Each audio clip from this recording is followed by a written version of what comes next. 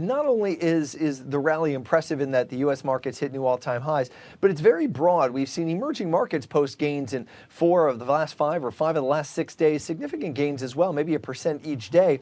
So the breadth of the gains are very good. What I think is even more important is maybe that they're durable here. As we take a look at global economic data, they've been disappointing for much of the first half of this year, really up until now, outside of the U.S. The U.S. has been strong.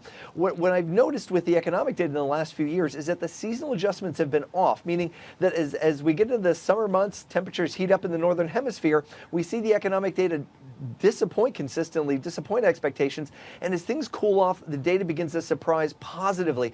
And so as things begin to cool off in the northern hemisphere, I think we might get stronger global economic data, at least relative to expectations. That may help to continue this rally that is clearly risk on.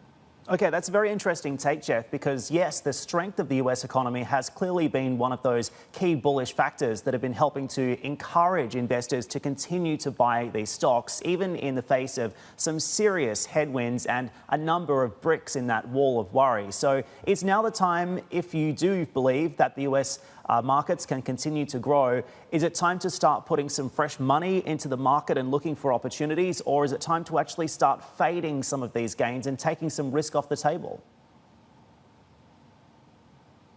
Well, I think that rather than take it all off the table, there are some areas that you may want to consider. Look, I think 2019, maybe 2020, we're probably headed into a global recession sometime in the next year or two. Likely stocks will take a typical bear market out of that globally. So we want to be cautious of that. I think, we just took the tech sector after an 8-year overweight, just took that down to a neutral position in portfolios. So looking for areas like that that have performed very well, take some profits, set those aside, or reinvest them in other parts of the portfolio to make sure you're diversified heading into what can be a volatile period in 2019.